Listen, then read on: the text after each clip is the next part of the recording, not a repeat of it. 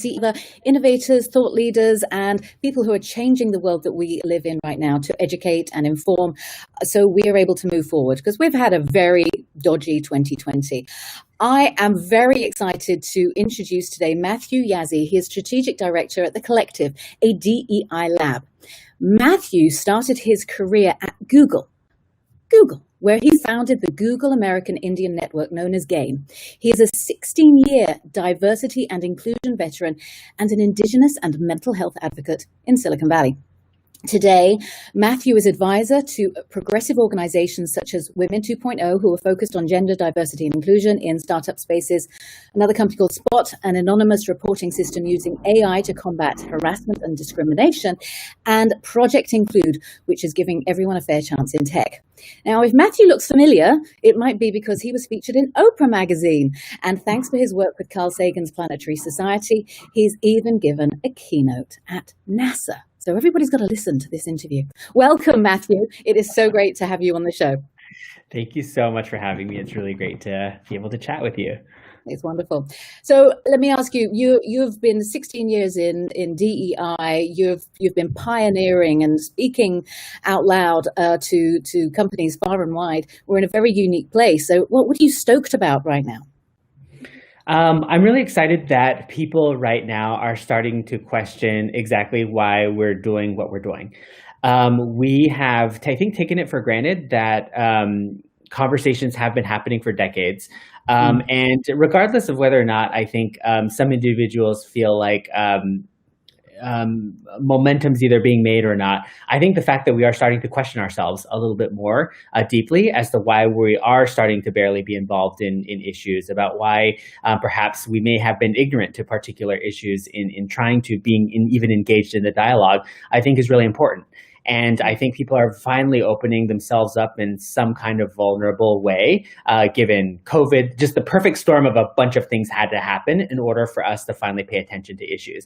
Is it a great time to kind of be revisiting that? Is it a great time to kind of to have all these things kind of come up into play? Probably not, but it's forced us to really evaluate what our values have been and how we actually think about these things. So I'm really curious. You're in the hot seat. You're clearly you're a DEI organization, and you're part of the strategic support for clients internationally. I'm very curious how you are able to support individuals and organizations in this transition. Sure. I think, one of the things that I kind of shy away from, interestingly enough, is referring to myself as a diversity professional, because at the core of what we're trying to do with any kind of diversity work is we are trying to deal with structural change and dealing with changes in how leadership actually views investments in in what would be considered diversity programming. So looking at individual issues in particular, for example, an individual at a company who's dealing with systemic racism or sexism may ask or request from a DEI professional unconscious bias training. What I do is try to dig like several levels deeper. I'm that annoying 5-year-old kid that's asking why. Like I'm asking 5 different questions as to why is it you're asking for this particular thing? Because ultimately, what you end up finding is that the reason why most individuals try to gravitate towards embracing unconscious bias training, for example, is because they want to confront bias by their manager. They don't feel comfortable enough in their own role to say, my manager is racist, my manager is sexist. And like they want they're thinking some external third party person is going to be able to come in, point out the bias, and then elevate it in a way that makes them feel more than, informed about their own personal bias, when all research points to the contrary. That when bias is pointed out to an individual, typically in a group setting, individuals will oftentimes double down on the bias itself. So typically what you're then trying to really understand is like an employee is actually experiencing bias, perhaps harassment, discriminatory behavior in the workplace. So what tools are then available to be able to elevate that, and how are companies impacted by these unfair systems that can exist in organizations? So it's really more about structural change as opposed to something that we perceive to be this veneer of diversity, of this notion of like talking about bias in the workplace. Because we can talk about it all we want, But until you actually deal with the core issue of leadership actually being engaged and involved in reducing and eliminating that bias, there's no point to having the conversation, in my opinion. Yeah, and people, you talk about skimming the surface. I think that's what a lot of people think about, and sometimes they can actually go a little bit deeper once they start learning, and they get over their fear. I think of confronting some of their biases. Like I know we all have biases, we can't help it. But once we realize that we have it or have them, we're able to read books. There's so many different books and podcasts and tools out there to help understand, and then you're able to communicate it at least. But I appreciate the fact that you're going into organizations and you're going in much deeper, because exactly that is the issue. And I hear too many companies saying, "Oh, just do this little bit of training." It's like they don't listen to this training. They're just because they can't relate to it. You've got to, as you say, dig down deep. So thank you for that. So clearly I'm now. You're going to have to educate me, because I don't want to call it D&I initiatives. What should I call it? Oh, just wait. You call it whatever you want to call it. It's okay. DEI is totally fine too. Yeah. I'm like, I don't. Yeah, no. It all falls kind of under the same umbrella. So I don't take offense or issue with it one way or another. Okay. I just say that the way I contextualize the problems fundamentally tends to be more from an organizational and I'm an organizational behavioral scientist. Like that's how I approach the problem. I don't approach it from Thank you for the clarification. Sure okay. Thing. So we've got lots of data, and I know you've got a lot of data as well, which is like from Harvard Business Review. They say that diverse companies are 70% more likely to report that the firm captured a new market. McKinsey say companies in the top 25% for ethnic diversity financially outperform less diverse organizations by 35%. By the way, these are all on your website, so I'm just grabbing it straight from there. And with Burson, inclusive companies are 1.7 times more likely to be innovation leaders in their market. So there's a gap clearly that people don't, and I'm saying this, you're not saying this, but I find that there's such a reluctance for organizations to do this deep work, when really, if they did, it actually makes the world a better place. It makes the organization a better place. It makes the people a better place. It makes the product better. But the results are clearly fantastic. So why is there this gap? Yeah. Well, first of all, like there's that damn McKinsey report, which it haunts every diversity professional, because people refer to it very often, right? About like what does it mean to kind of be in? I mean, there are indicators, I think, to racial diversity that indicate that perhaps there could be potential sort of for more profitable outcomes.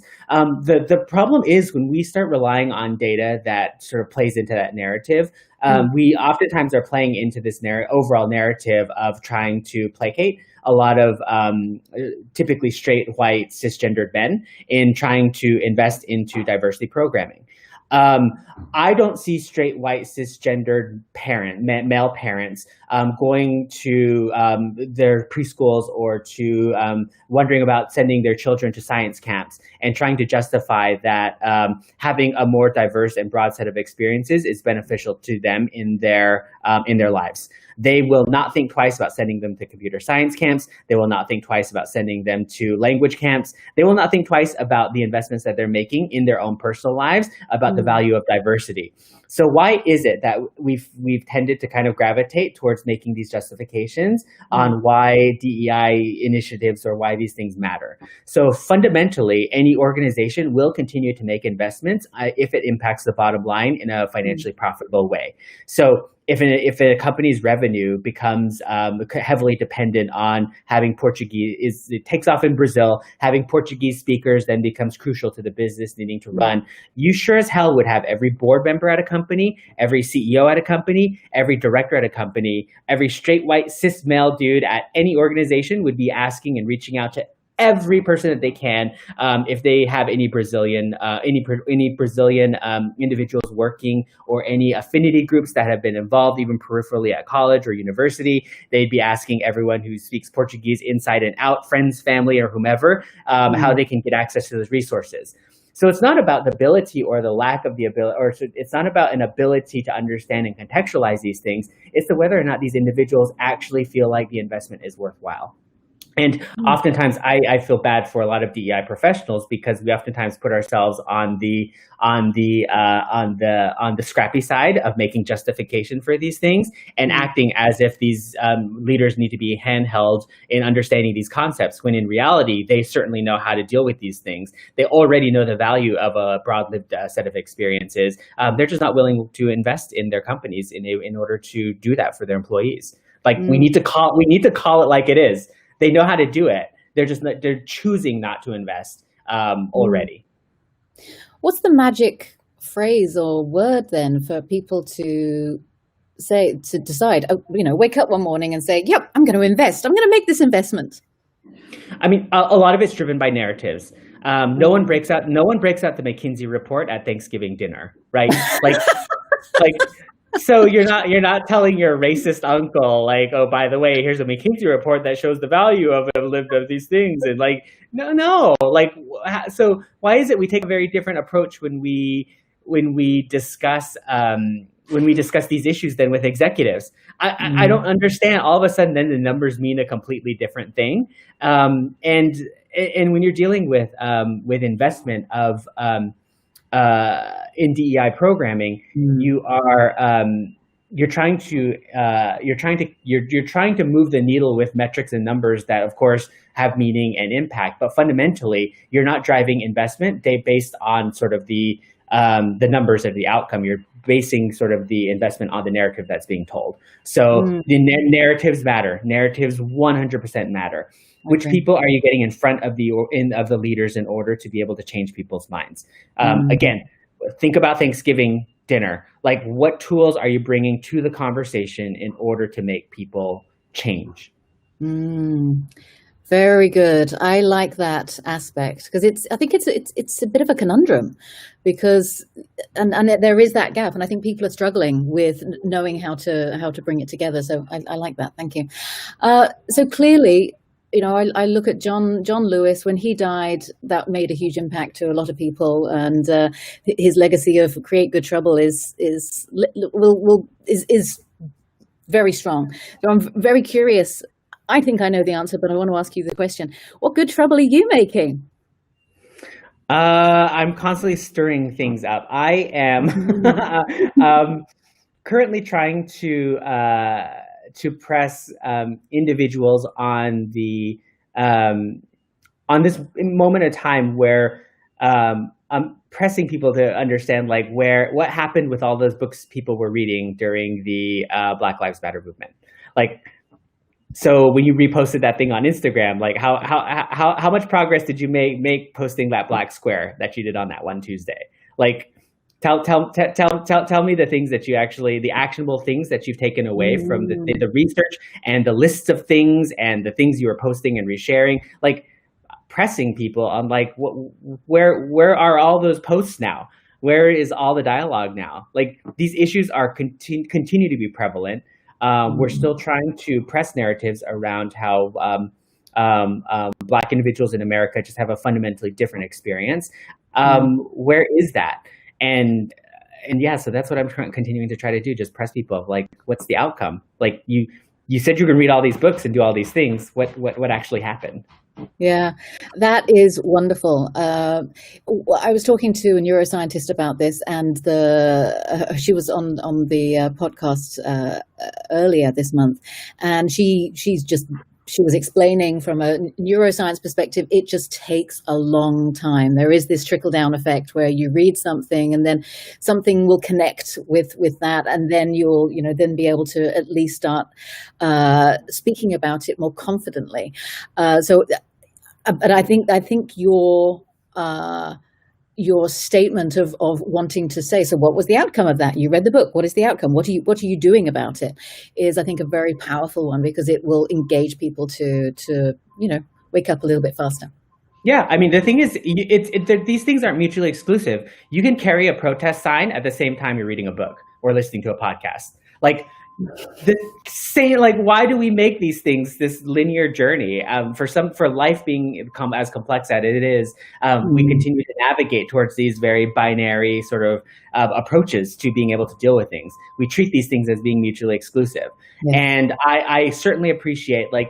Even if someone doesn't completely understand the ins and outs of a racial issue, if they're willing Mm, to stand beside me and paint a sign and be able to march down a street in solidarity with an issue, regardless of how informed or uninformed they may actually be on the topic, if they're willing to stand beside me, that speaks more volumes to me than probably any book or anything that they could re-describe to me as being impactful to them. So mm, again, we need to treat this as not learning about these issues is a lifelong process, mm, and we need to understand that I'm constantly learning, I'm constantly tripping and falling and learning new things as well.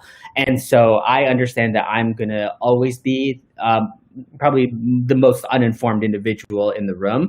But that's also the reason why I'm able to engage in meaningful dialogue, is because I'm constantly trying to fill in those gaps for myself and not relying on others to fill in those gaps for me. So yeah, mm. you can pick up a protest sign and listen to a podcast at the exact same time.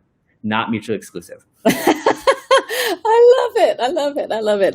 We're going to push people here. I like it. So, what you're talking about is maybe a little bit, it may be natural for people to do that. It may be not natural for people to do that. And they might feel a little bit uncomfortable, which is fine. It's good to be uncomfortable. But why is it emotionally intelligent for this kind of approach? Because I think it's just a matter of growth and how you actually deal with challenges in your life. The thing is, I think people have a difficult time acknowledging their vulnerabilities. For better or worse, we've evolved systems that want to create these ins and out groups very easily. I cannot stand for the life of me. There's a photo that constantly gets being pressed where you see a little white child hugging a little black child, and it's like racism isn't we're not born with it, it's learned or something. And I'm like, what kind of bullshit is that? Like, racism is such a complex topic that is not even easily remotely like most research shows that these ins and out groups and the perceptions that we have specifically around racial indicators are deeply ingrained from like birth almost. So telling these false narratives doesn't necessarily perpetuate any progress being made, but you can't tell specifically white people that, because it breaks their hearts and they just have a difficult time understanding that, like, oh my God, like it's not about just having a cute photo of like two like different races hugging each other, and like, because telling that narrative removes you from responsibility and ownership that this is everyone's problem. And so opening yourself up to that vulnerability and those difficult conversations is not something that a lot of individuals can do for themselves. And so for me, I think people who are kind of speaking to these issues are really trying to just indicate to individuals that these are difficult conversations to have. These are lifelong processes that you kind of are engaging in, and in order to kind of make meaningful change, you have to be You have to be comfortable with being uncomfortable. And for humans that are completely ingrained from a neurological perspective to not have to deal with those issues or to have to avoid those kinds of issues and conflict, that is just unnatural for us to take that approach. Yeah. Yeah. Have you thought about writing a book about this? No, because I don't have the attention span to be able to actually. If I could just like speak to the topic and then have people like write that down for me and put it in a book form, I'd be 100% happy with that. Yeah, I'd love to see this in Wired or The Atlantic, where you have all of this images that clearly white people love, and you're just putting a line through it and saying, no, this is what that means, and just really had something out there that made people think very differently. I think because we know that images say 1,000 words. So thank you. Yeah. So pardon? I was going to say, like, yeah, I love, that's what you get when you get someone who's highly interested in astrophysics and in that space, as well as diversity and inclusion work. I enjoy kind of thinking sort of like the universe fundamentally operates on a quantum level where you have two seemingly opposite things that coexist at the exact same time. And I think, again, because I think, especially in America, the roots of kind of how we've developed as a country have been based on very puritanical and kind of binary approaches to just how we view the world. We've lost kind of some sense of like how we've actually learned that the universe fundamentally operates in complexities that don't operate in these one and zero narratives.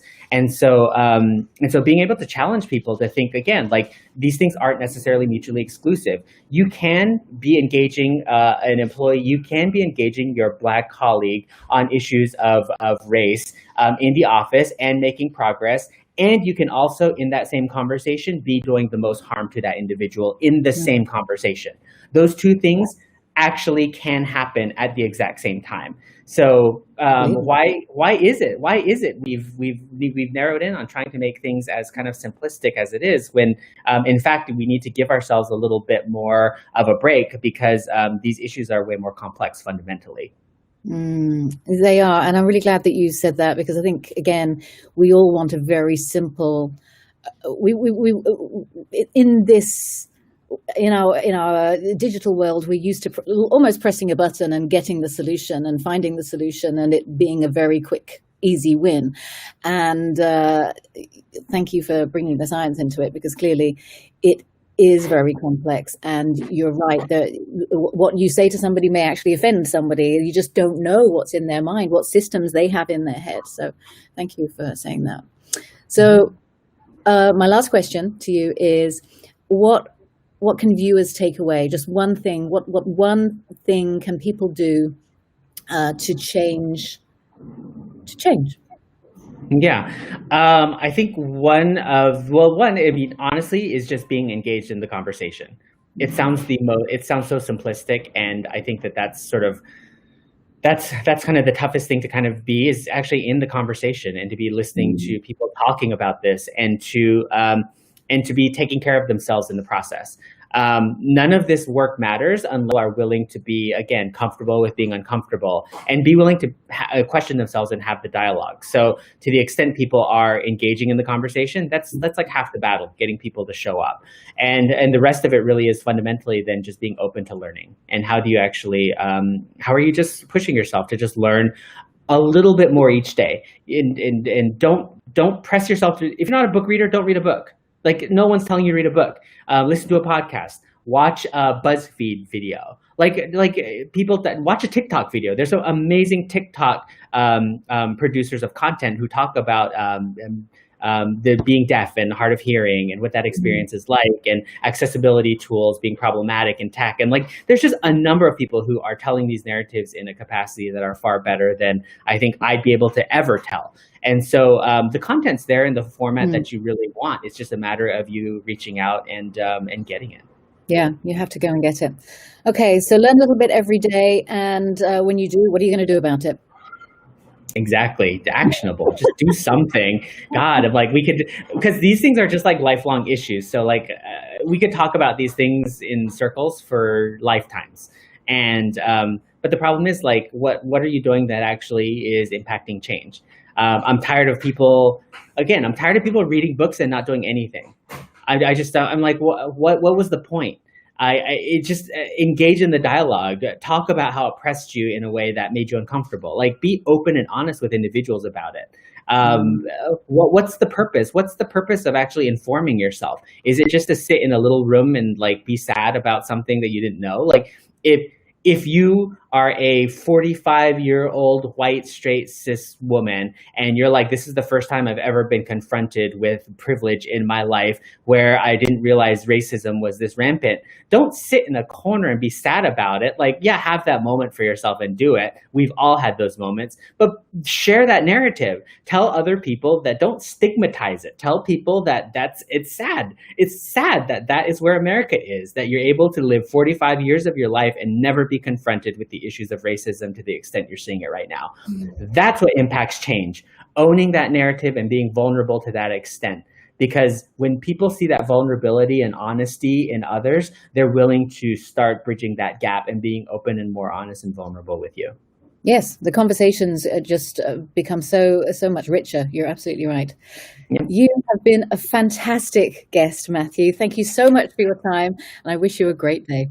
You have been a fantastic host. So thank you very much for this opportunity. I appreciate it.